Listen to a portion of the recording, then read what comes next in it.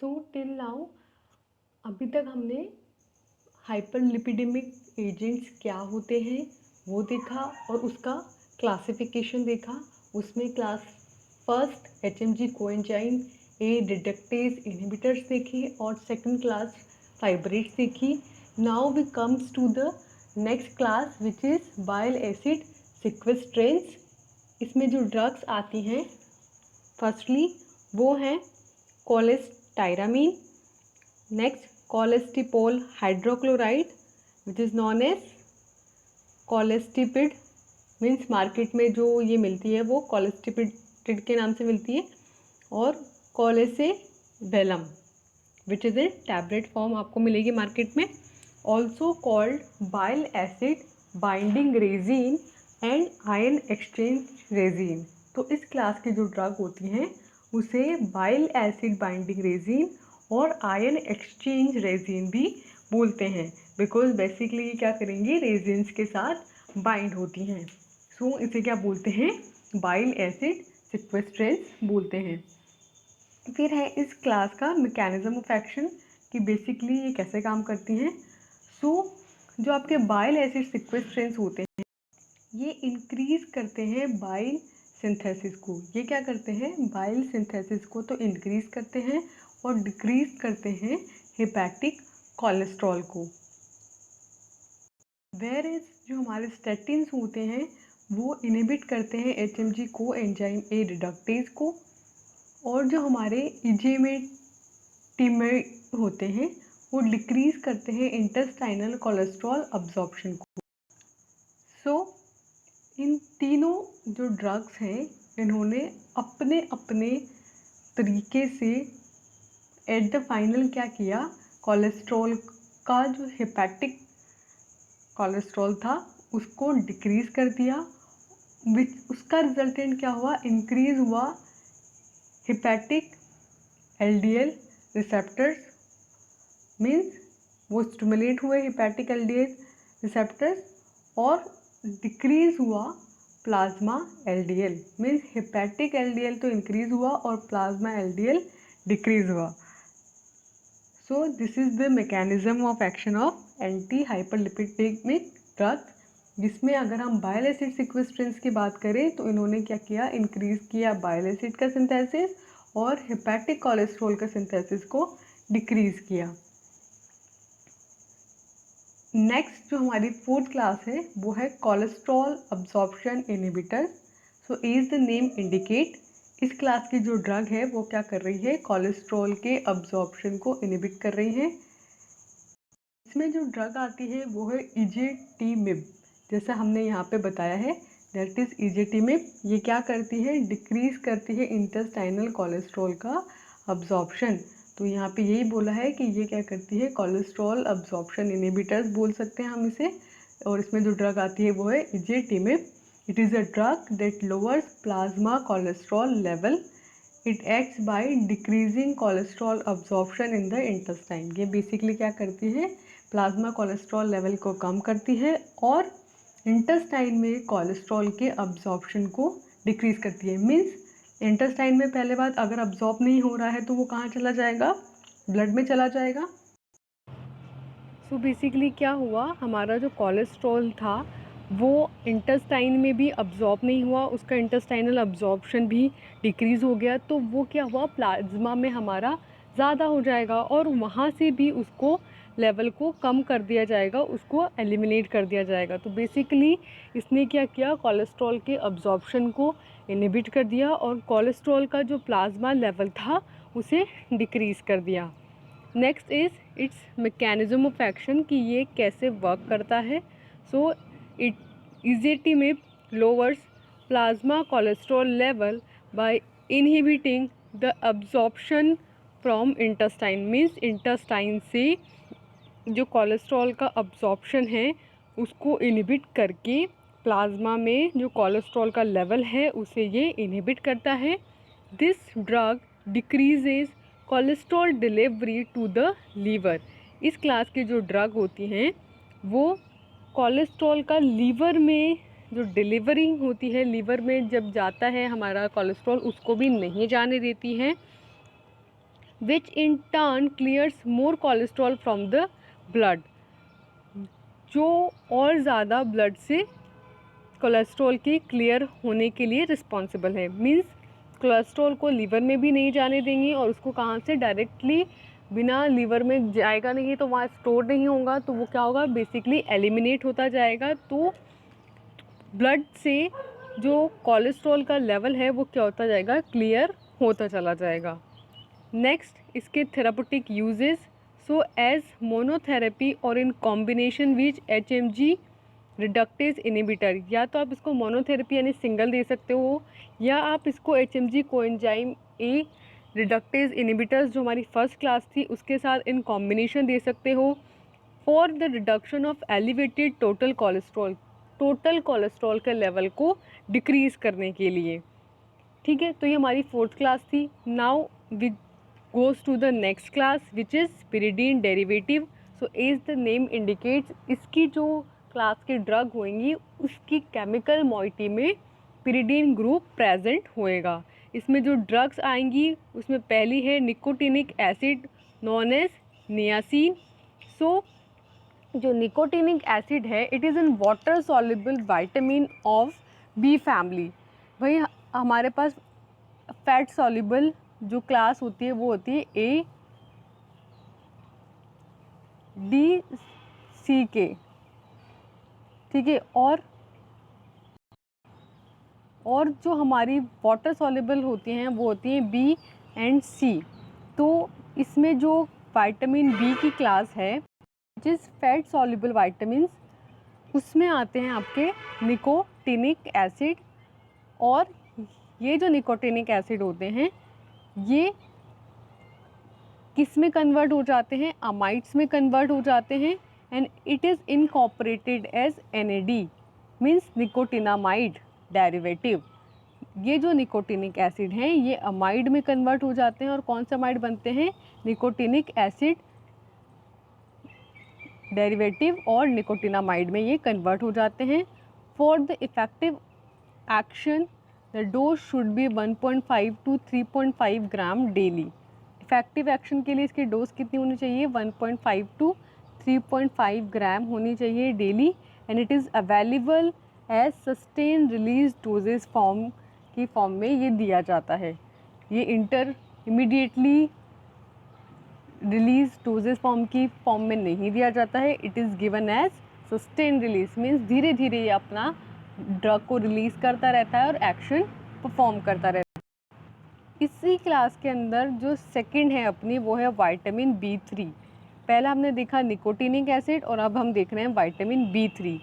जो vitamin B3 है for lipid lowering action it requires higher dose than used as a vitamin.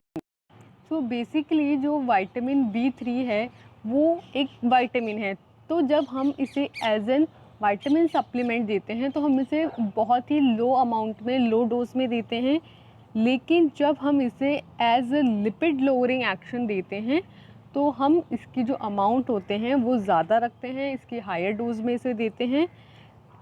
It is effective, inexpensive and also used in combination with other lipid lowering drugs। ये पहला बात तो बहुत effective है। दूसरा आप ज़्यादा यूज़ कर सकते हो क्योंकि इनएक्सपेंसिव भी है, और अदर लिपिड लोअरिंग ड्रग्स के साथ इन कॉम्बिनेशन देंगे तो ये और भी ज़्यादा इफ़ेक्टिव ड्रग यूज़ शो होएगी। इसका मैकेनिज़्म ऑफ एक्शन है कि it increases the activity of lipase and lipase is the enzyme जो क्या करता है, लिपिड का ब्रेक डाउन करता है, उसको स्मॉल लिपिड ग्लोब्यूल्स में कन्वर्ट करता है। तो ये क्या करता है, इसका मैकेनिज्म ऑफ एक्शन क्या है कि ये लाइपेज की एक्टिविटी को इंक्रीज़ करता है और डिक्रीज़ करता है metabolism of cholesterol and triglycerides. जो ट्राइग्लिसराइड्स है और कोलेस्ट्रॉल है उसका मेटाबॉलिज्म डिक्रीज़ करता है, वो मेटाबोलाइज नहीं होंगे तो उनका जो अमाउंट प्रेजेंट है प्लाज्मा में उनको भी इसने क्या किया, लाइपेज से उनको ब्रेक डाउन कर देगा। तो ओवरऑल जो हमारा लिपिड का लेवल है वो क्या हो जाएगा, कम हो जाएगा। इसकी क्या क्या इंडिकेशंस हैं कि it is effective in the lowering of triglyceride, कि ट्राइग्लिसराइड का जो लेवल है उसको कम करने में ये बहुत इफ़ेक्टिव है। टोटल सीरम कोलेस्ट्रॉल के लेवल को कम करता है और एलडीएल के भी लेवल को ये कम करता है। It also increases HDL level, HDL के लेवल को यानी हाई डेंसिटी लिपोप्रोटीन्स के लेवल को बढ़ाएगा, एलडीएल के और ट्राइग्लिसराइड के कोलेस्ट्रॉल के लेवल को डिक्रीज करेगा। It is also effective in the treatment of type 1 LI, 1IB, 3rd, 4th and 5th hyperlipidemia. So these are the stages of lipidemia.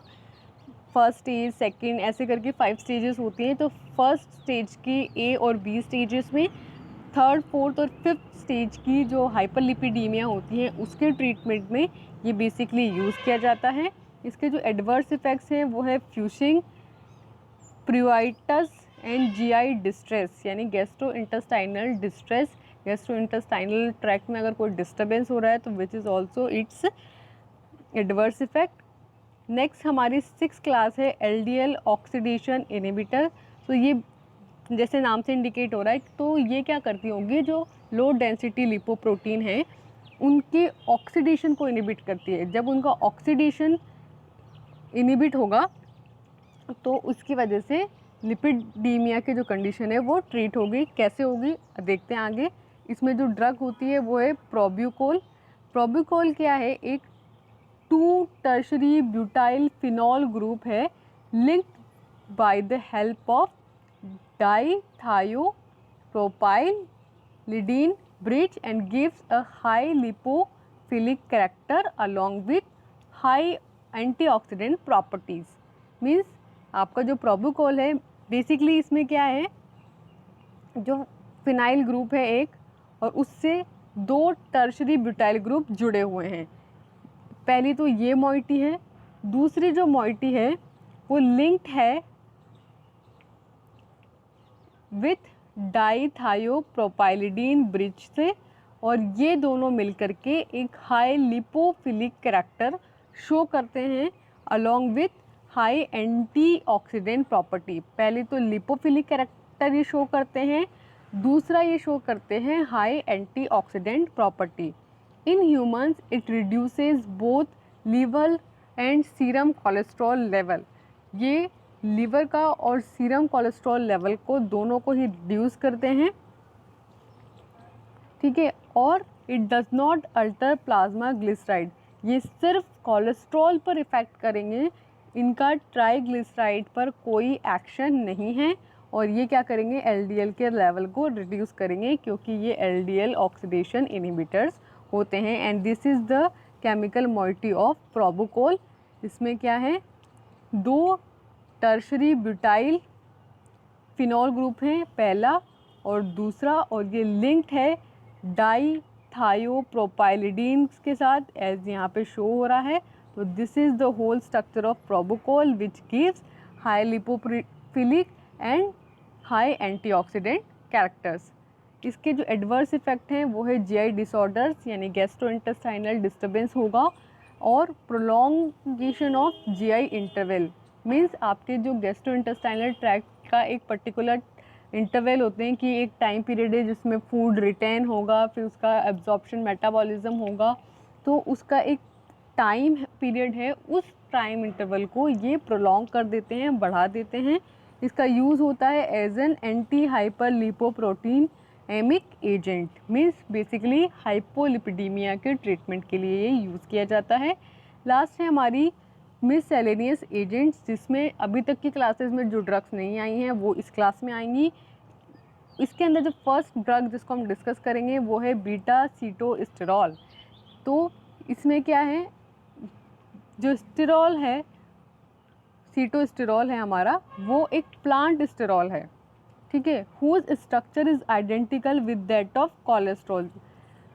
जो सीटोस्टेरॉल है उसकी स्ट्रक्चर कैसी है, कोलेस्ट्रॉल की जैसी है, सिर्फ क्या डिफरेंस है, except for the substituted ethyl group on C14 at its side chain.